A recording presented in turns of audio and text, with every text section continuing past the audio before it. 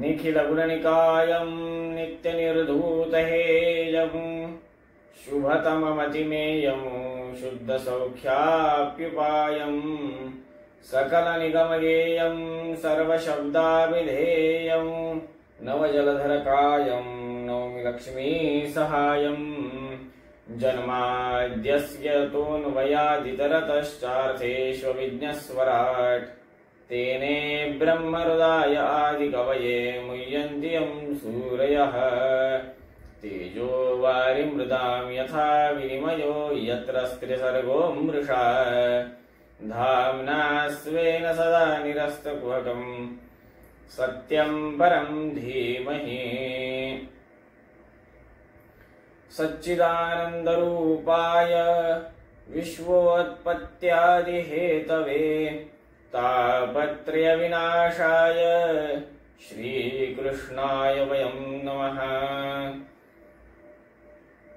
नारायणाय परिपूर्णगुणार्णवाय विश्वोदयस्थितिलयोन्यतिप्रदाय ज्ञानप्रदाय विबुधासुरसौख्यदुःख सत्कारणाय वितताय नमो नमस्ते।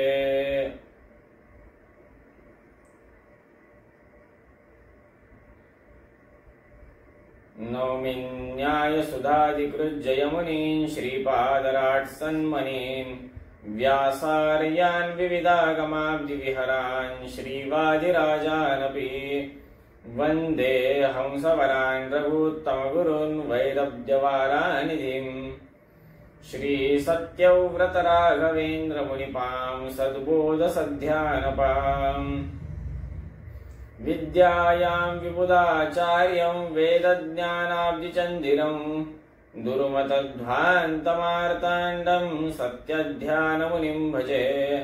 सत्याभिज्ञकराब्जोक्तान् 50 वर्षपूजकान् सत्यप्रमोदतीर्थार्यान् नौमि न्यायसुधारतान् शास्त्रेषु पारदृश्वानं शास्त्रज्ञेषु च वत्सलं दीनभक्तोद्धारकरं सत्यात्मानं गुरुं भजे।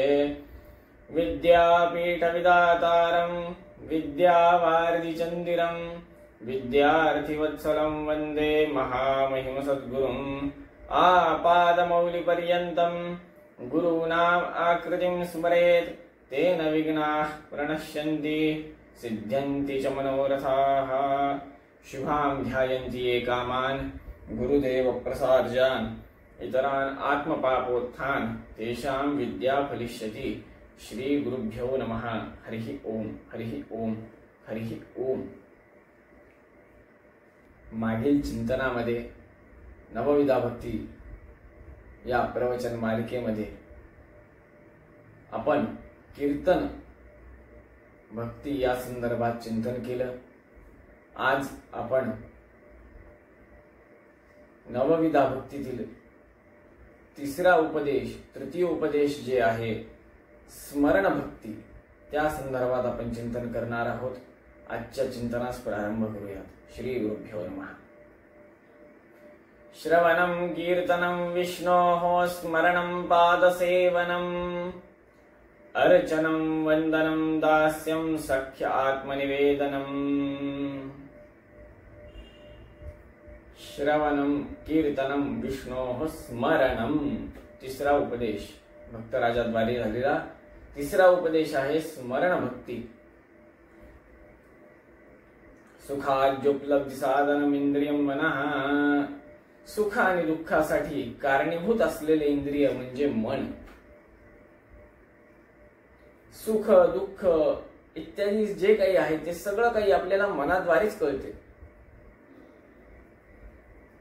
माणसाच्या मनात अनेक विचार विमर्श चालू असतात, सतत चालू असतात।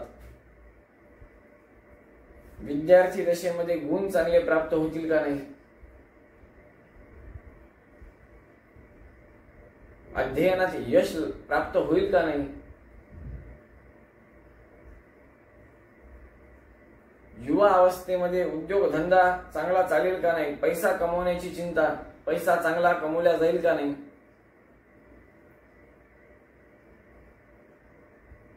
विवाह होईल का नाही,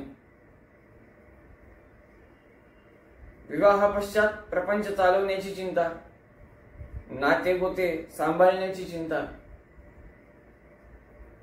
या सर्व चिंता एकंदरीत आपलं आयुष्यात चिंतामय झालेलं असतं.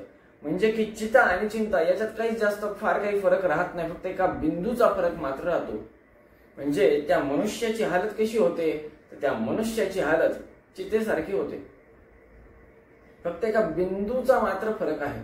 म्हणून तर शास्त्रकार म्हणतात चिता चिंता समाहुक्ता बिंदू मात्र विशेषतः सजीवम दहती चिंता निर्जीवम दहती चिता.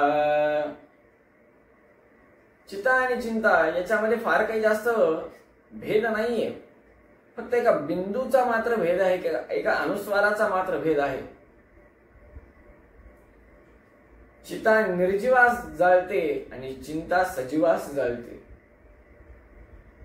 सजीवम दहती चिंता निर्जीवम दहती चिता.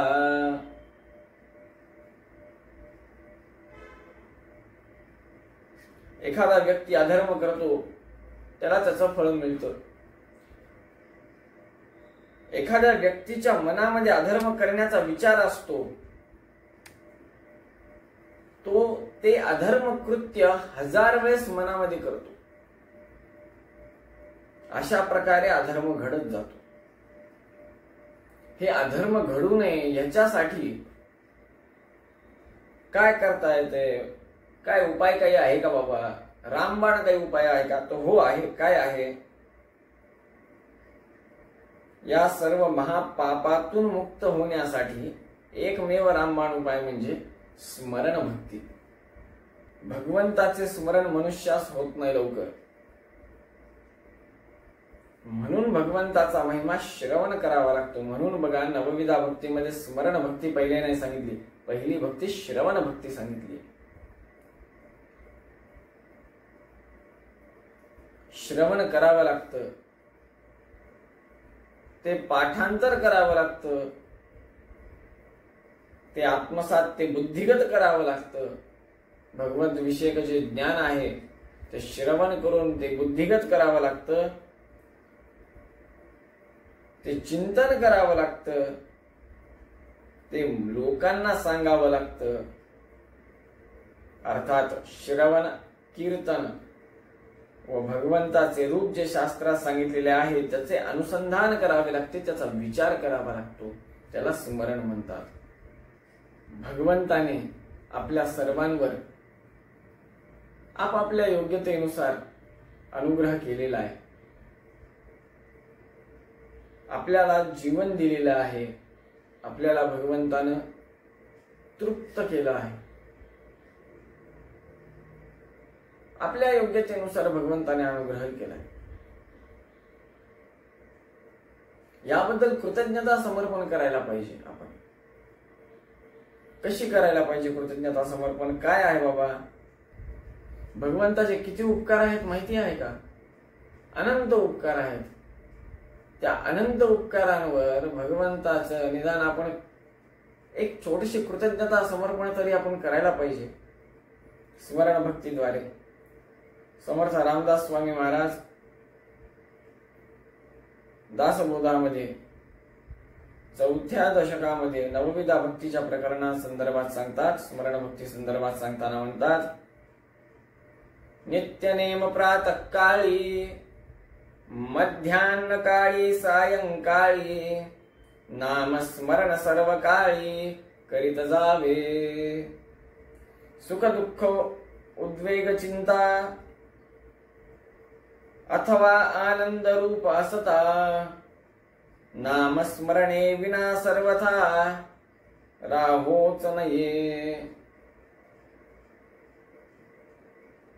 चालता बोलता धंदा करिता खाता जेविता सुखी होता नाना उपभोग भोगिता नाम विसरो नये. बाळपणी तारुण्य काळी कठीण काळी वृद्धाप्य काळी सर्व काळी अंतकाळी नामस्मरण असावे. फार महत्वाचं सांगितलंय.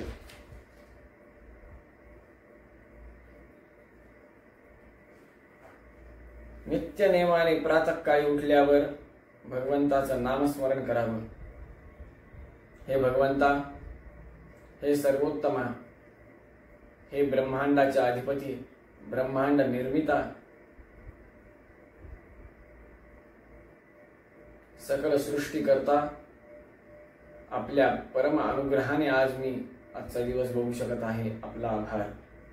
ही प्रार्थना असावी. सकाळ झाली की गुरुपादुका स्मरण, गुरु, परमगुरु, परात्पर गुरु, गुरु परंपरेचं स्मरण, तदंतर्गत भगवंताचं स्मरण हे व्हायला पाहिजे. प्रातःकाळी, माध्यान्हकाळी भोजन करताना अहम वैश्वानरो भूत्वा वैश्वानर रूपी परमात्म्याचं स्मरण करायला पाहिजे. सर्व काळी करायला पाहिजे. काही ठराविक काळी म्हणून म्हणत नाही, परंतु आता इथे मध्यान्ह काळी म्हणून दिले तर सुलभतेने आपण मध्यान्ह काळी भोजनाला बसतो. तर भोजनाला बसल्यानंतर वदनी कवळ घेता नाम घ्या श्री हरींचे. काय म्हणतात? भोजनाच्या वेळी कोणाचं नाव घ्या? श्री हरींचं. वदनी कवळ घेता नाम घ्या श्री हरींचे, सहज हवन होते नाम घेता भुकाचे. जे सहज हवन होत आहे उदरामध्ये ते जीवन करी जीवित्वा अन्न हे पूर्ण ब्रह्म उदर भरणनो हे जाणीजे यज्ञकर्म. यज्ञकर्म म्हणलेलं आहे भोजनास. मग त्या यज्ञ, जे यज्ञकुंड आहे उदर, त्या उदरातील अग्नीला काय? वैश्वानर रूपी अग्नी.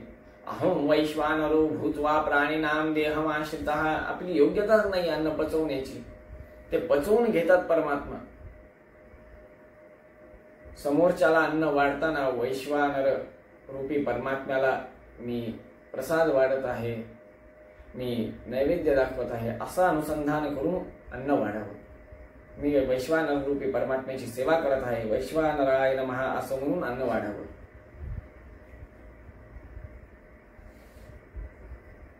मध्यान्ह काळी नामस्मरण सर्व काळी. पुढे म्हणतात सर्व काळ नामस्मरण करत जावं, करीत जावे. सुख दुःख उद्वेग चिंता. भगवंताचं चिंतन सुख काळीही व्हायला पाहिजे, दुःख काळीही व्हायला पाहिजे. सुखातही तेवढंच चिंतन व्हायला पाहिजे, दुःखातही अधिक चिंतन व्हायला पाहिजे, तेवढंच निदान व्हायलाच पाहिजे. भगवंता, तू आनंद प्रदान केलास, तुझा अनुग्रह आहे. भगवंता, तू दुःख दिलंस, ठीक आहे, परंतु मी तुझा दास आहे, तुझ्यावर परिपूर्ण विश्वास आहे, तू सर्व काही करणार आहेस, मी तुझा दास आहे. भगवंताची कृपा माझ्यावर आहे. अहो, कुंती मातेनं काय मागितलं? दुःख तर मागितलं. का मागितलं? सतत भगवंताचं स्मरण करत राहावं, सतत भगवंताचं चिंतन घडावं यासाठी. सुख आल्यानंतर भगवंताचं चिंतनाचा विसर पडायला होतो. दुःख असताना सतत भगवंताचं चिंतन घडतं. पुढे म्हणतात, चालता बोलता धंदा करिता, खाता जेविता सुखी होता, नाना उपभोग भोगिता, नाम विसरो नये. शास्त्रात म्हणतात, याच गोष्टीला शास्त्रात खूप सुंदर सांगतात. स्वामी त्वं गृहरे तवानुचरणा प्राणात् शरीरं गृहं, पूजा ते विषयोपभोग रचना निद्रा समाधि स्थिति, संचार पदयो प्रदक्षिण विधि स्तोत्रान सर्वागिरा, यद्यत् कर्म करोमि तत्तदखिलं विष्णो तवाराधनम. भगवंता,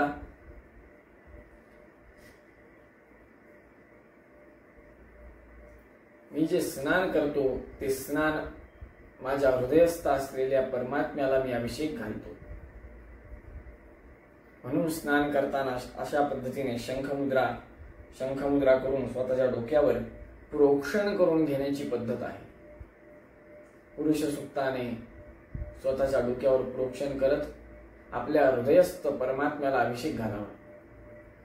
त्यानंतर अलंकार, नाना विविध प्रकारचे आपण जे अलंकार घालतो, माळा इत्यादी, या माळ वस्त्र इत्यादी जे आपण घातले आहेत, हे सर्व वस्त्र आपण आपल्या हृदयस्थ असलेल्या परमात्म्याला समर्पित केलेले आहेत, असं अनुसंधान, असा विचार करावा.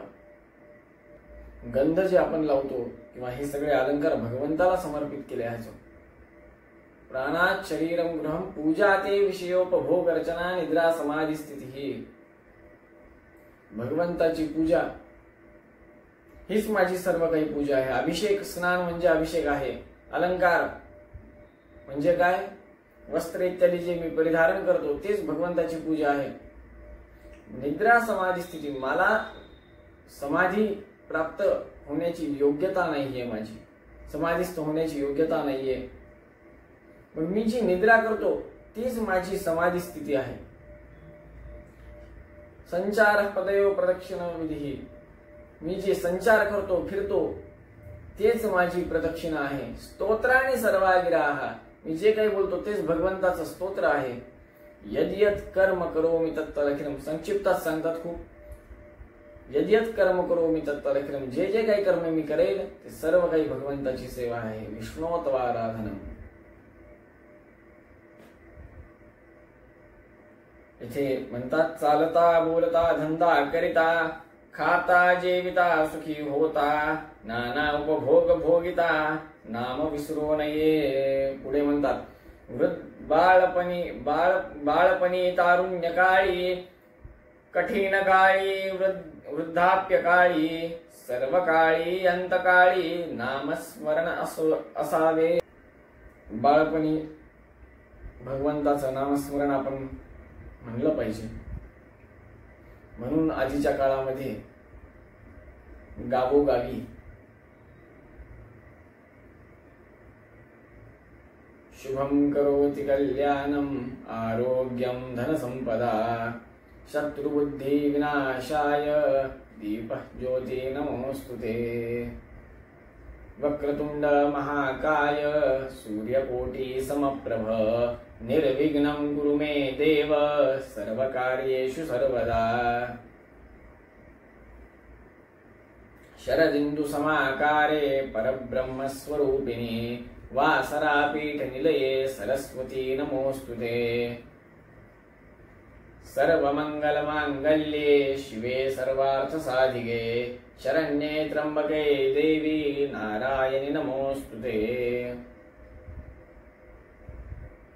पुढे म्हणतात शांताकारं भुजगशयनं पद्मनाभं सुरेशं विश्वाधारं गगनसदृशं मेघवर्णं शुभांगं लक्ष्मीकान्तं कमलनयनं योगिवृद्ध्यानगम्यं वन्दे विष्णुं भवभयहरणं सर्वलोकैकनाथं. रामरक्षा आहे, विष्णू सहस्त्रनाम स्तोत्र आहे, गणपती स्तोत्र आहे. अहो काही नसलं तर निदान भगवंताचे एखाद दोन भजन आधीच्या काळी सायंकाळच्या काळी ज्याला आपण सांज म्हणतो किंवा गोरज मुहूर्त म्हणतो तेव्हा तुळशीच्या वृंदावनापुढे दिवा लावून आपण हे सर्व म्हणायचो. आता तर आजकाल तुळशीचं वृंदावनच दिसत नाहीये, ना तुळस आहे ना वृंदावन आहे. त्याच्यामुळे आपल्या घरातून आपण एक एक गोष्ट जेव्हा बाहेर काढली का तेव्हा आपण आपलं स्वतःचं पतन प्रारंभ केले हे आपल्याला कळत नाही. म्हणून म्हणले बालकाळी तारुण्यकाळी, बालकाळामध्ये देखील भगवंताचं नामस्मरण करावं जेणे संस्कार चांगले होते. तारुण्य काळामध्ये स्वतःच्या मनावर स्वतःच्या रागाच्या आवेगावर संयम राहतो नामस्मरणाने. कठीण काळी वृद्धाप्य काळी, कठीण काळ जेव्हा येतात आयुष्यात प्रसंग तेव्हा त्याला सामोरं जाण्याचं धैर्य हे नामस्मरणाने स्मरण भक्तीने येतं. वृद्धाप्य काळी, वृद्ध काळामध्ये सर्व काळी अंतकाळी शेवटच्या काळी व सर्व काळामध्ये भगवंताचं नामस्मरण केलं पाहिजे. सकाळी उठून गुरूंचे स्मरण केले पाहिजे. गुरूंचं स्मरण. ब्रह्मांता गुरवः साक्षात् इष्टं दैवं श्रियः पतिः आचार्या श्रीमदाचार्या सन्तु मे जन्म जन्मनि. यद्हृदि राजते दुर्गा यत्कण्ठे च सरस्वती यद्धस्ते राजते लक्ष्मी नमस्तत्यात्मभूतये. ओम श्री गुरुभ्यो नमः. ओम समाश्रयेत् गुरुं भक्त्या महाविश्वासपूर्वकं निक्षेपेत् सर्वभारांश्च गुरो श्रीपादपङ्कजे. सकाळी उठलं की सर्वप्रथम गुरूंचं स्मरण करता आलं पाहिजे. ते व्हायला पाहिजे, करता आलं पाहिजे नाही, ते व्हायलाच पाहिजे. गुरूंचं स्मरण झाल्यानंतर भगवंताचं स्मरण करावं. गुरु अंतर्गत भगवंताचं स्मरण. परंतु आपली व्यथा, आपली कथा नाही, कथा भगवंताची. आपली व्यथा कशी आहे? बालपणी मी खेळून दमलो, निजलो उठलो बागडलो, यौवनात उन्मत्तपणाने स्त्रीच्या संगे वाहवलो, वृद्धपणी मगवानी जाता श्री अंबे जय कधी वदा, अंबाबाई मुक्त गई तू संसारातून मला सदा. बालपण सगळं खेळण्यात निघून गेलं, यौवनामध्ये पैसा नुसता कमवत स्त्रीच्या सोबत सुखभोगामध्ये निघून गेला, वृद्धपणी हातापायाच्या काड्या झाल्यात, दात नाहीत, स्पष्ट उच्चार नाहीत,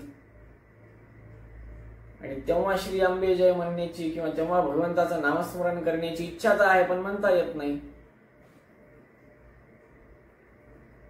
आता त्या स्थितीत जाऊन आपण म्हणतो अंबाबाई मुक्त करी तू संसारातून मला सदा. कशी करेल माता? पुण्य काहीच केलं नाही, मुक्त करा म्हणायला. जर का बँकेमध्ये आपण रक्कम ठेवली नाही तर व्याज येईल का? नाही येणार. तसंच पुण्य काही केलंच नाही तर फळ कशाचं मागता? बरं, आपण नुसतं एवढ्यावरच थांबत नाही. अहंकार प्रचंड असतो माणसाला, प्रचंड अहंकार. देह मीच अन अवयव माझे हेच मनी मन सदा वसे, देह आत्म्याहुनी वेगळे परमात्म्याचे ज्ञान नसे, आशापाशी गुंतनी भुवनी मलाच मी फसविले तदा, आशापाशी गुंतुनी भुवनी मलाच मी फसविले सदा, अंबाबाई मुक्त करी तू संसारातून मला सदा. देह मीच अन अवयव माझे हेच मनी मम सदा वसे. मीच आहे, हे देह म्हणजेच मी आहे, हे अवयव माझेच आहेत आणि हेच मनामध्ये आपल्या सदैव राहतोय. आपण हे विसरून जातो. आपण अनेक जणांच्या अंतिम संस्कारासाठी आपण जाऊन आलेला असतात. त्या रुद्रभूमीवर, त्या स्मशानभूमीलाच रुद्रभूमी असं म्हणतात. साक्षात महादेवाचं सन्निधान त्या ठिकाणी थोडं विशेष असतं. त्या रुद्रभूमीवर गेल्यानंतर आपल्याला हे कळतं की बाबा ती जी चिता रचलेली आहे, त्या चितेवर जो मनुष्य व्यक्ती झोपलेला आहे तो एक देह आहे. आत्मा केव्हाचा निघून गेलाय. देह मीच अन अवयव माझे असं जे आपल्याला वाटत असतं, त्या चितेवर बसल्यानंतर आपण वेगळे होतो, ते देह वेगळा होतो, त्या देहातील अवयव वेगळे होतात. त्या देहाचा व त्या अवयवांचा त्या आत्म्याशी काहीही संबंध नसतो. उदाहरणार्थ, भाड्याच्या घरामध्ये किरायाने आपण घर घेतो, त्या घरामध्ये आपण प्रवेश करतो. घर मालकाने सांगितलं की बाबा निघून जा, आपण निघून जातो. त्या घराचा आणि आपला काही संबंध राहत नाही. नक्की त्या घरातील पंख्याचा देखील आपला संबंध राहत नाही, किंवा जे लाईटचे जे बोर्ड असतात त्याचा देखील आपला काही संबंध राहत नाही. देह आत्म्याहुनी वेगळे परमात्म्याचे ज्ञान नसे.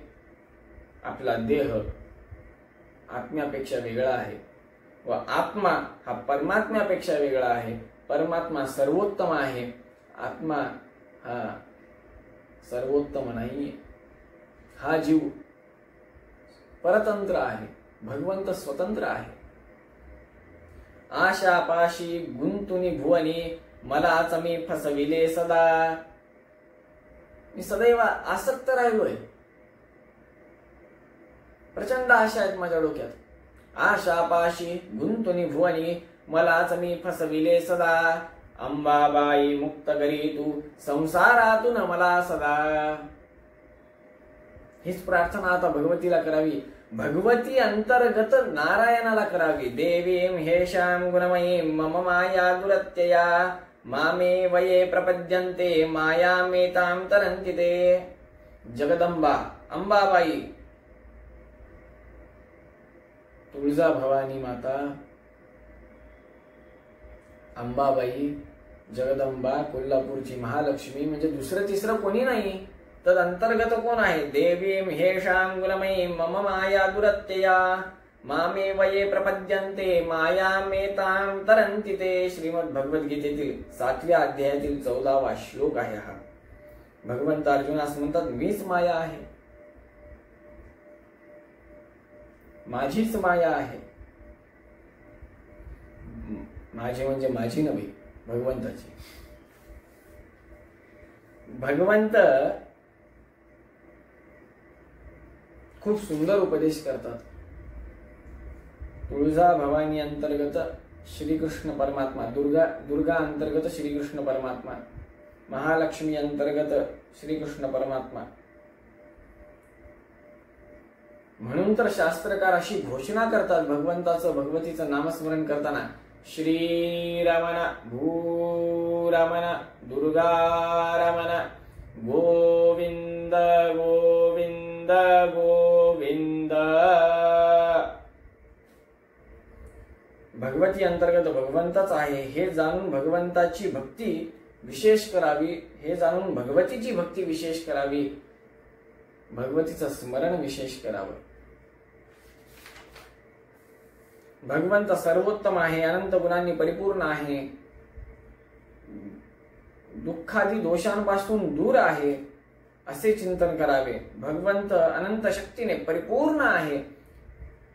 भगवंताच्या समान दुसरं कोणीही नाही. भगवंता समान बलवान या जगात दुसरं कोण नाही, या ब्रह्मांडात दुसरं कोण नाही.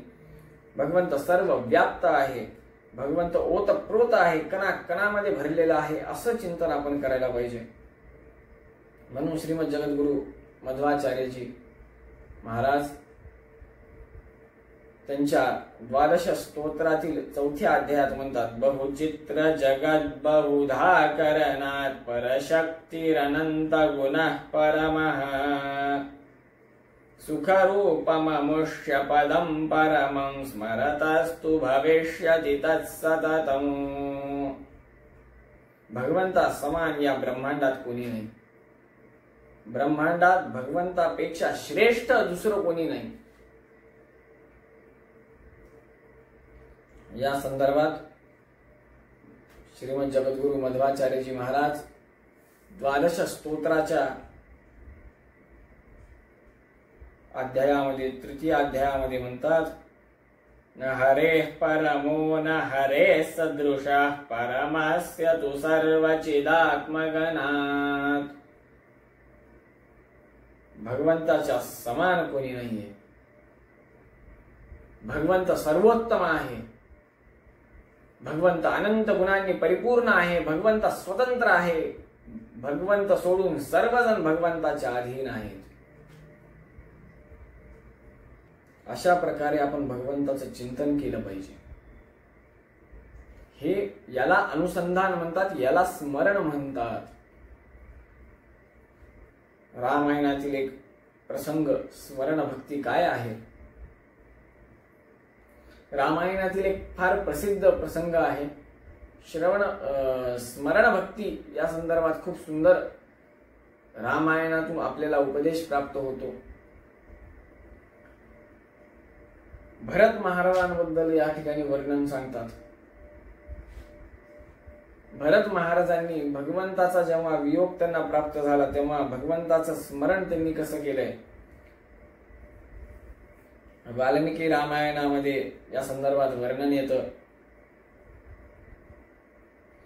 भगवंत जेव्हा वनवासात होते तेव्हा नंदीग्रामामध्ये भरत महाराज भगवंताच्या स्मरणामध्ये रत होते, तपश्चर्येत भगवंताचं ध्यान करत होते सतत. शयानो दुःखशय्यासु नंदीग्रामे महामनः फलमूलाशनो भूत्वा जटाचीरधरस्तथा. भरत महाराज भगवंताच्या विरहामध्ये दुःखामध्ये भगवंताचे स्मरण करत होते, कंदमुळे खात होते, जटा त्यांनी वाढवली होती, भूमीवर ते राहत होते, भूमीवर ते झोपत होते. या संदर्भात नरसिंह पुराणामध्ये देखील वर्णन आढळतं. सकुर्वन् भ्रातृरादेशं नंदीग्राम स्थितो वशी तपस्वी नियताहार शाकमूल फलाशन. असं वर्णन येतं. भरतजींनी प्रतिज्ञा केली होती की जोपर्यंत भगवंत अयोध्येत येणार नाही तोपर्यंत मी अयोध्येत प्रवेश करणार नाही. 14 वर्षानंतर भगवंताने एकही दिवस विलंब केला अयोध्येस येण्यासाठी तर मी जळत्या चितेवर स्वतःचा प्राण त्यागेल. भरतजी नंदीग्रामातच तपस्वी जीवन जगू लागले. बरं, भरतजींनी 14 वर्ष काढली म्हणजे काय सहज काढली का? आपल्याला काय आजकाल मोबाईल आहे, टीव्ही आहे, यूट्यूब आहे, इन्स्टा, फेसबुक सगळं आहे. फक्त आपण खातो, पितो, झोपतो. आपण भूक लागली, आई जेवायला पाहिजे. आज काय आलू वडा, उद्या काय बटाटा वडा, परवा काय मूग वडा, उडदाचा वडा, अजून कोणताही वडा पण वाडा. तसं नाही. आपलं कसं आहे, खायचं, प्यायचं, झोपायचं. भरतजींचं तसं नव्हतं. भगवंताच्या विरहामुळे, वियोगामुळे भगवंताचा वियोग त्यांना झाला. त्यामुळे जे विरह झालं, त्यामुळे जे दुःख प्राप्त झालं, त्या दुःखात भगवंताचं नामस्मरण करत, सतत चिंतन करत, कंदमूळ खात, भूशय्या करत, जमिनीवर झोपत, जटा इत्यादी धारण करून वाढवत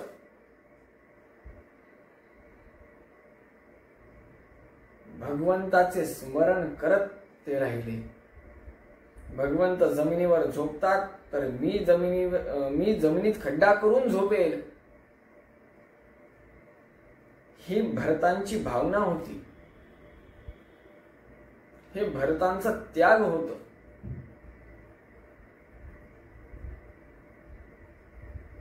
भगवंताविषयी सदैव आसक्त असणे, धर्माविषयी सदैव आसक्त असणे म्हणजे साक्षात धर्माची मूर्ती म्हणजे कोण होतं? दुसरं तिसरं कोण नाही, भरत महाराज.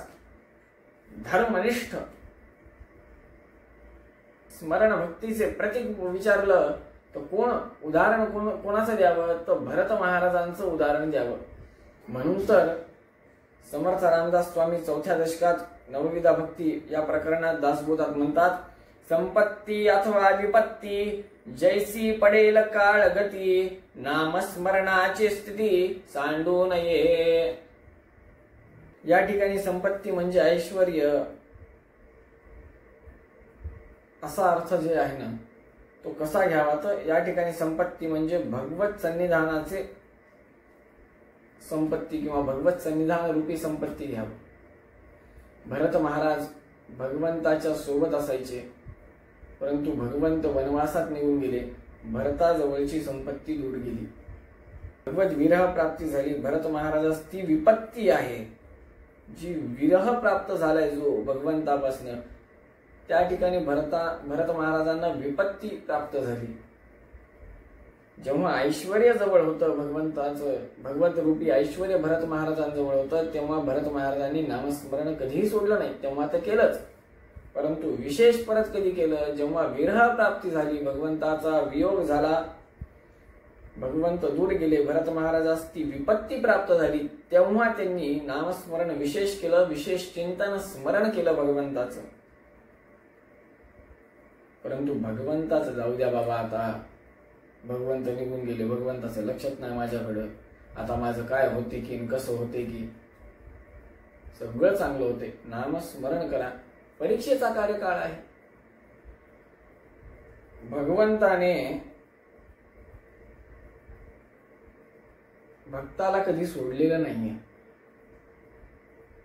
फक्त भक्तानं भगवंताला सोडू नये. भरत महाराजांनी भगवंताचे ध्यान कधीही सोडले नाही. स्मरण भक्तीचा महिमा आगाध आहे. नामे संकटे नासती, नामे विघ्ने निवारती, नामस्मरणे पाविजेती उत्तम पदे. भूत पिशाच नाना छंद, मंत्र चळ नाना खेद, नामनिष्ठे नासती. नामे विषबाधा हरती, चेटके नासती, नामे होय उत्तम गती, अंतकाळी. नामस्मरणाचा महिमा फार आगाध आहे, प्रचंड आगाध आहे नामस्मरणाचा महिमा. या संदर्भात बघा, नामस्मरणाने काय काय होतं तर संकट, विघ्न, भूतपिशाच बाधा, ब्रह्मराक्षसाची बाधा, मंत्रतंत्र, दुष्कर्म, विषबाधा, चेटूक इत्यादी सर्वांचा नाश होतो. ध्रुवबाळ अत्यंत धर्मनिष्ठ राजे, ज्यांना आपण ध्रुवबाळ म्हणतो, ते ध्रुवराजे सकाळी सकाळी ज्यांचं स्मरण करायला पाहिजे राजांमध्ये श्रेष्ठ. मानधाता नहुषोंबरीश सगरो राजा पृथु हय हयः, श्रीमान धर्मसुतो नलो दशरथो राजाययाति यदुः, इक्ष्वाकुश्च विभीषणश्च भरतश्चोत्तान पादौ ध्रुवौ, श्चेत्याद्या भुविभूजश्च सततं कुर्वन्तु नो मंगलम. सकाळी उठलं की हे स्मरण केलं पाहिजे. आपण ज्या भूमीवर राहतो ती भूमी कोणाची आहे? आपली नाहीये, या सर्व राजांची आहे. हे सर्व देवता अंशांनी युक्त राजे आहेत. ही भूमी त्यांची आहे, आपली नाहीये. त्या ध्रुव राजाने जी भक्ती केली, त्या ध्रुव बाळाने जे काही भगवंताचं स्मरण केलं, अनुसंधान केलं, बघा कितीही पाणी घातलं देवाला तरी देव भगवंत प्रत्यक्ष होत नाही.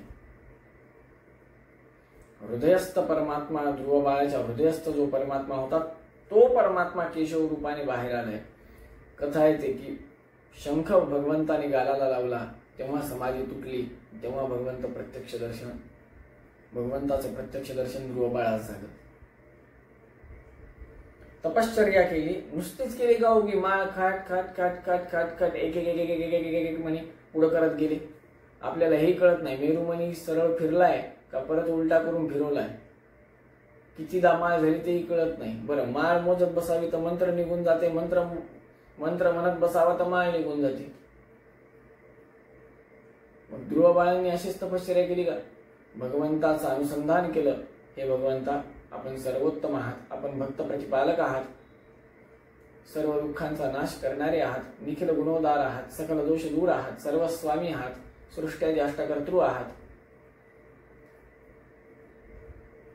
अशा पद्धतीने चिंतन केलं व भगवंताचं नामस्मरण केलं, तेव्हा कुठे जाऊन केशवरूपी परमात्मा, त्यांचं बिंब, त्यांची आकृती हृदयामध्ये ठसवली आणि ते केशवरूपी परमात्मा हृदयातून प्रत्यक्ष झाले,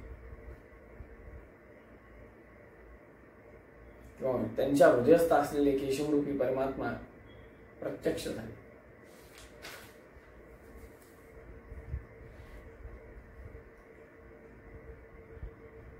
महाभारत महाकाव्यामध्ये, साक्षात श्रीमद महाभारतामध्ये प्रश्न विचारतात, यस्य स्मरणमात्रेण जन्म संसार बंधनात. कोणाच्या स्मरणाने या जन्म मृत्यूच्या फेऱ्यातून, या संसारातून आपण दूर जातो. विमुच्यते नमस्तस्मै विष्णवे प्रभ विष्णवे.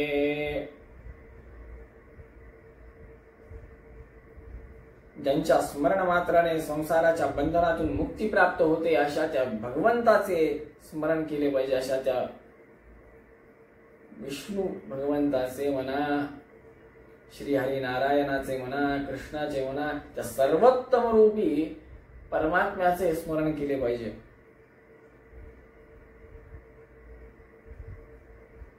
हरिनामे प्रल्हाद तरला, नाना आघातापासून सुटला. नारायण नामे पावन झाला अजामेळ. हरिनामे प्रल्हाद तरला.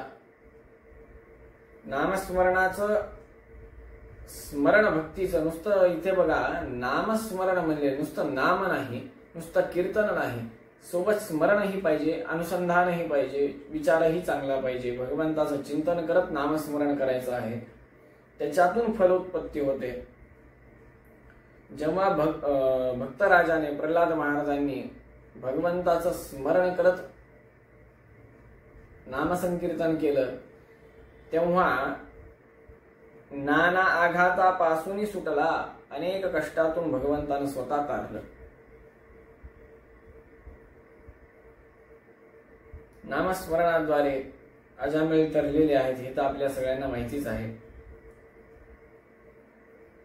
कोण कोण करू शकतो हे नामस्मरण किंवा भगवंताचं स्मरण? चहुवर्णा नामाधिकार, नामी नाही लहान थोर, जडमूड पैल पार, पावती नामे. चारही वर्णाश्रमातल्या लोकांना नामस्मरण करण्याची सूट आहे. चारही वर्णाश्रमातल्या लोकांना नामस्मरण करण्याचा अधिकार आहे. नामस्मरण करताना कोणी लहान थोर हा, अरे बापरे हे खूप मोठे माणसं आहेत बाबा, ह्यांनीच नामस्मरण केलं पाहिजे, आपण नाही, काही नाही, आपणही करू शकतो, तेही करू शकतात. जड मूड पैल पार. नामस्मरण करण्यासाठी घन पंडित पाहिजे, फार मोठा पंडित पाहिजे, प्रचंड डिग्री पाहिजे असं काही नाही, पदवी पाहिजे मोठी असंही काही नाही. ज्याला लिहिता वाचता येत नाही त्यानंही नामस्मरण केलं तरी चालतं, त्यानंही करायलाच पाहिजे आणि आपणही करायला पाहिजे. ज्याला लिहिता वाचता येतं त्यानंही करायला पाहिजे, सर्वांनी करायला पाहिजे. त्या नामस्मरणाचं फळ मात्र अवश्य सगळ्यांना प्राप्त होतं. जशी ज्याची योग्यता असते तसं त्याला फळ प्राप्त होतं.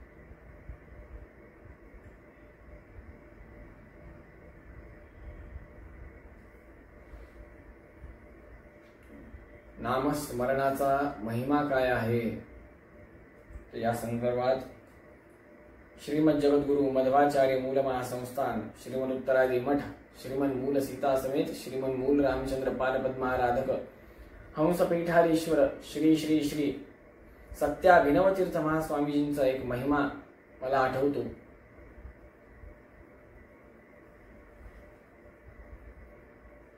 एके गावामध्ये सत्याभिनवतीर्थ महास्वामीजींचा दिग्विजय होता, यात्रा होती. एका गावी असताना महास्वामीजी महाराज यांच्या हाताला दुखापत झाली, जखम झाली. मध्यरात्रीचा वेळ, दुखापत झालीये. महास्वामींना जाग आली. महास्वामींनी स्वतःचा हात बघितला. स्वतःच्या हाताला जखम झाल्याचे जाणवले.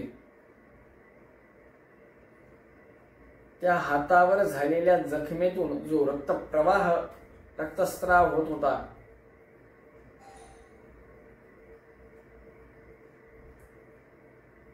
त्या रक्ताच्या प्रवाहामुळे सारवलेल्या जमिनीमध्ये, आजकाल टाईल्स असतात, त्या काळात सारवलेल्या जमिनी असायच्या, उघड धोबड असायच्या, थोडे खड्डे इत्यादी असायचे.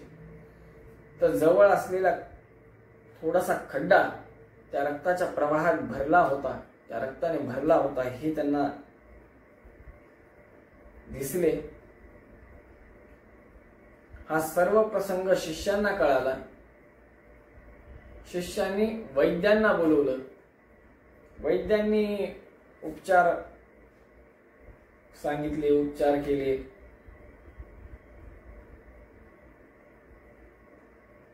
परंतु थांबले नाही. तेव्हा वैद्यांनी पथ्य पालन सांगितले की बाबा तुम्ही थंड पाण्याने स्नान करायचे नाही,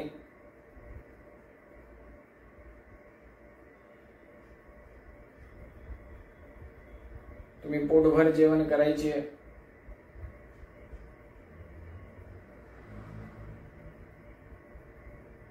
विश्रांती करायची.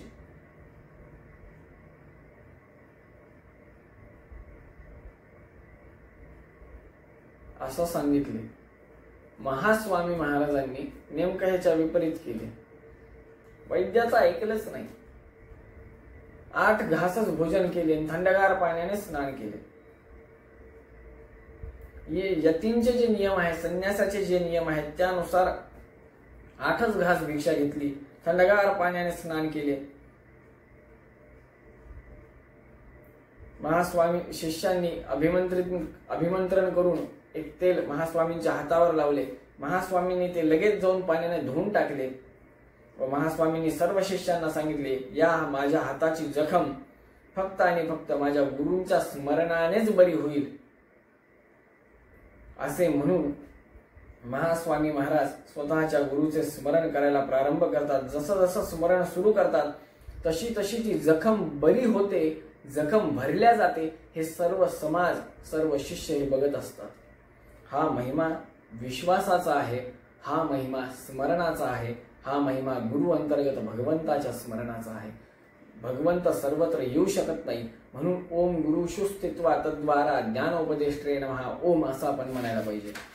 या संदर्भात आपण पुढच्या चिंतनामध्ये अजून सविस्तृत चिंतन करणार आहोत. आपण देखील भगवंतावर विश्वास ठेवायला पाहिजे. भगवंत आपल्याला कधीही काही कमी पडू देत नाही.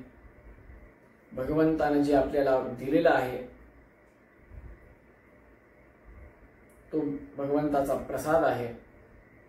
भगवंत आपलं रक्षण करतो. भगवंत गुरु अंतर्गत राहून आपल्याला उपदेश करतो. ही सर्व भावना आपल्या मनामध्ये सदैव राहिली पाहिजे. भगवंताचे स्मरण व्हायला पाहिजे.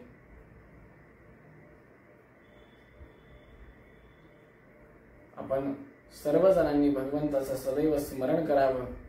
गुरु अंतर्गत परमात्म्याचं स्मरण करावं. कधीही आपल्याकडनं भगवंताचं स्मरण चुकू नये, त्याला खंड कधी पडू नये, हीच प्रार्थना भगवंताच्या चरणी करतो. श्रीकृष्णार्पणमस्तु.